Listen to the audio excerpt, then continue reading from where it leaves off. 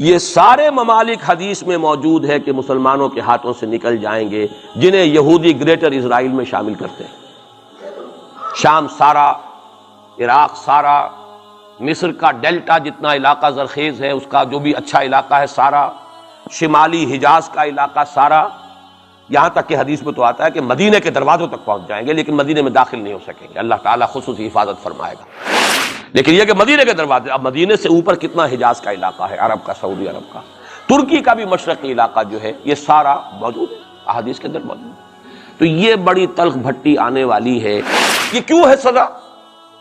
سزا اس لیے ہے کہ ہم نے اسلام سے بے وفائی کی، سیدھی بات ہے۔ اللہ کو تو نہ ہم سے کوئی دشمنی ہے نہ ہمارے دشمنوں سے کوئی اس کی دوستی ہے، معاذ اللہ ثم معاذ اللہ۔ اس کی دوستی کہاں، کفار سے کہاں ہوگی؟ نبوکدنضر کے ہاتھوں بنی اسرائیل کو پٹوایا تھا اگر، تو کیا نبوکدنضر سے دوستی تھی اللہ کی؟ اور کیا اسرائیلیوں سے اور یہودیوں سے کوئی دشمنی تھی؟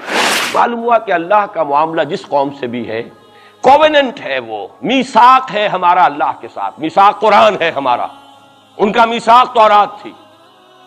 پکڑو اس کو، خذوا ما آتیناکم بقوۃ، پکڑو اس کو مضبوطی کے ساتھ جو ہم نے تمہیں دیا ہے۔ اگر اس سے بے وفائی کرو گے تو ہم سے کوئی تعلق نہیں، بلکہ تم مجرم ہوگے اصل۔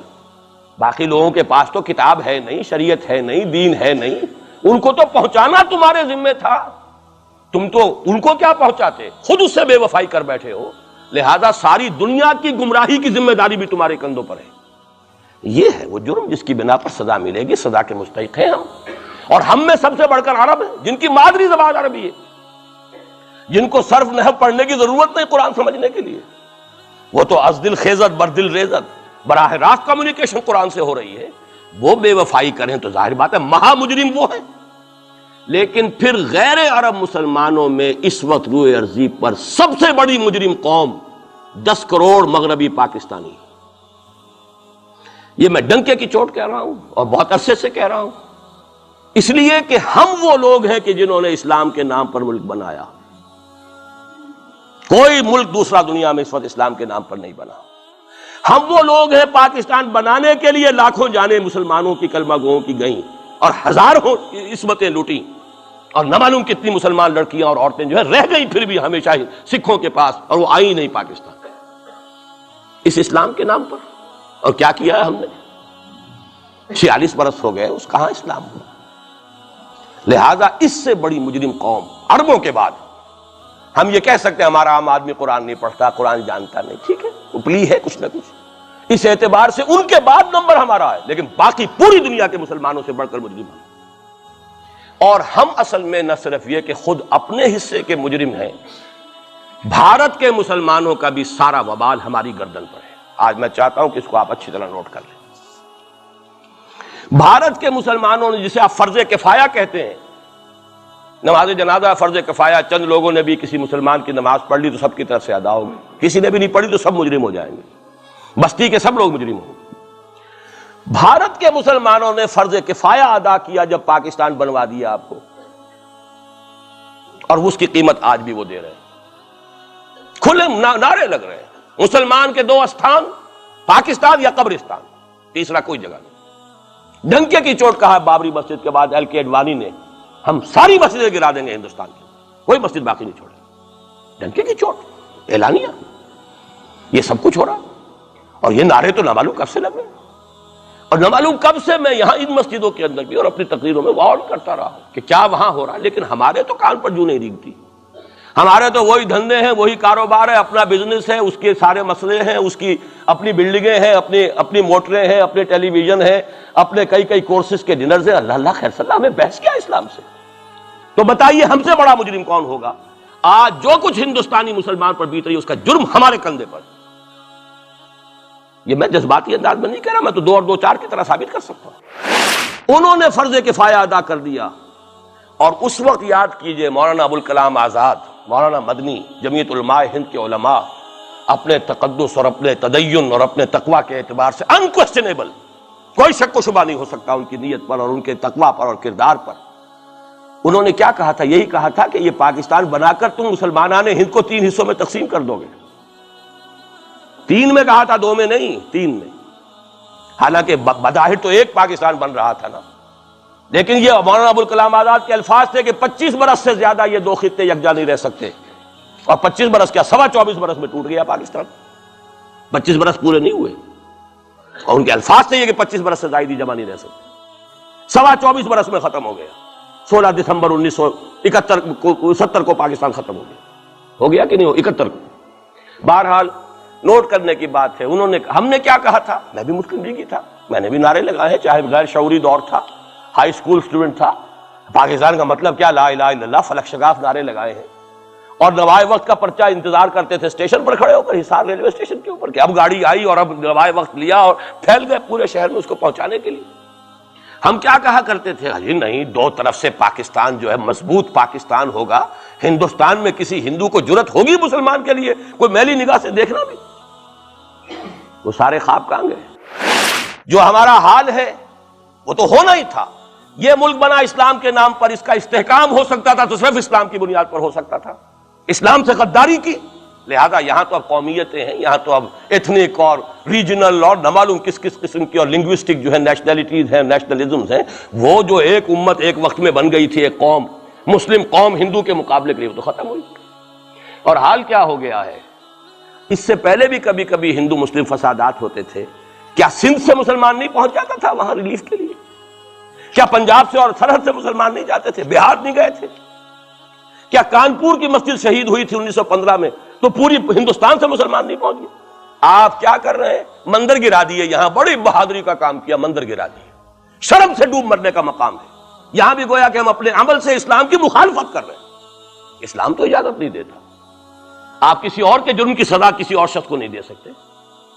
ہمارے پاس تو یہ سیکریٹ ٹرسٹ ہیں، یہ لوگ ذمہ وہ اپنے آپ کو منواتے نہیں، لیکن ہمارے تصور سے، اسلام کے تصور سے ذمہ ہے، ان کی جان مال عزت آبرو، ان کی عبادت گاہوں کی حفاظت کا ذمہ ہے ہمارا، ایک بڑی بہادری کی ہے۔ ذرا سوچئے تو صحیح، کیا دنیا نے سوچا ہوگا، اور نتیجہ کیا نکلا؟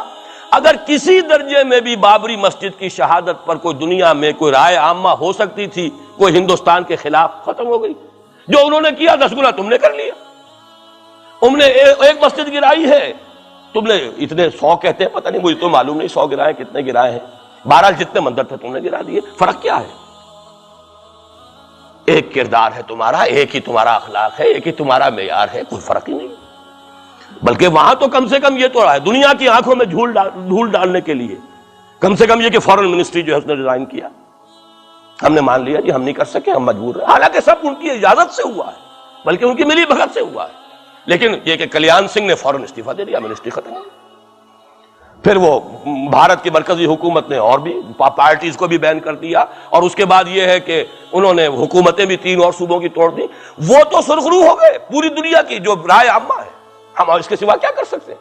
ہمارا ایک دستور ہے، دستور میں جو بھی صوبائی حکومت ہوتی ہے اس کی اجازت کے بغیر ہم فوج بھیج نہیں سکتے، وہاں پہ صوبائی حکومت تھی، اس نے ہمیں یقین دہانی کرائی تھی، سپریم کورٹ کو بھی یقین دہانی کرا دی تھی کہ مسجد کو کچھ نہیں ہوگا، تو ہم تو اس کے اوپر ڈیپینڈ کر رہے تھے، ہے سب جھوٹ، سب کو پتا تھا جو کچھ ہوگا، اندر خانے ملی بھگت تھی، لیکن یہ ہے کہ کم سے کم انہوں نے فیس سیونگ کے لیے ان کے پاس مواد موجود ہے، آپ کے پاس تو وہ بھی نہیں۔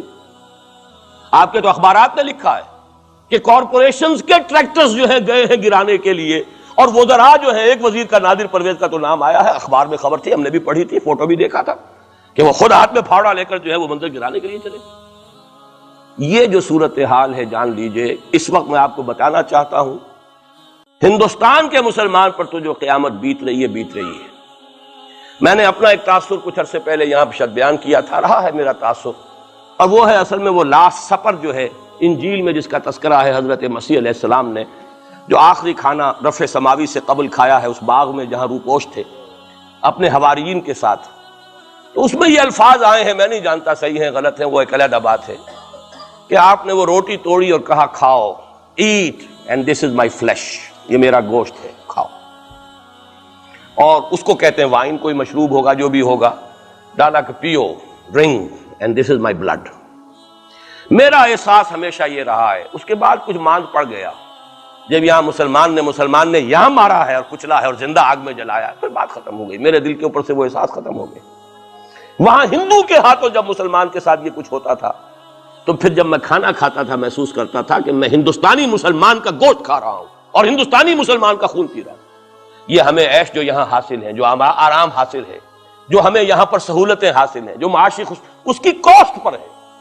اس نے آپ کو یہ ملک لے کر دیا اور آج تک اس کی قیمت ادا کر رہا ہے، اور ہم جو ہے عیش کر رہے ہیں، گل چھرے اڑا رہے ہیں. یہاں جس کے پاس 2 پیسے ہو گئے برقع اتار کے اس نے پھینک دیا. یہ معلوم ہوتا ہے کہ یہ تو مفلسی کو چھپانے کا ذریعہ تھا.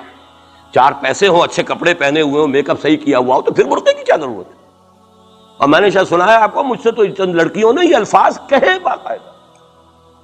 میں جب پریکٹس کرتا تھا لاہور میں کرشن نگر میں، تو ایک گھرانے کی، اور مجھے معلوم ہوا کہ ان کے والد انتہائی نیک تہجد گزار. کئی لڑکیاں تھیں بہنیں، ایک ہی تقریباً عمر 200 سے 1.5 سال کی. کبھی وہ آتی تھی کلینک میں میرے تو برقعے سمیت، کبھی آ رہے ہیں تو بغیر برقعے کے. میں نے پوچھا یہ کیا تماشا ہے آپ لوگوں کا، کبھی بغیر برقعے کے کبھی برقعے سمیت. صاف جواب دیا. میں ان کے الفاظ کوٹ اینڈ کوٹ میں ان کے الفاظ کوٹ کر رہا ہوں. ڈاکٹر صاحب جب ہمیں کوئی میک اپ کرنے کا، کپڑے بدلنے کا موقع نہیں ملتا تو ہم برقع پہن لیتے ہیں، اور جب ہمیں موقع ملتا پھر ہم برقع کائے کو پہنتے. تو گویا کہ اس کو چھپانے کا ذریعہ برقع ہے کہ کپڑے میلے ہیں، میک اپ نہیں کیا تو لہذا برقع پہن لیا. یہ ہے حال پاکستان میں اسلام کا جو ہم نے بنایا ہے.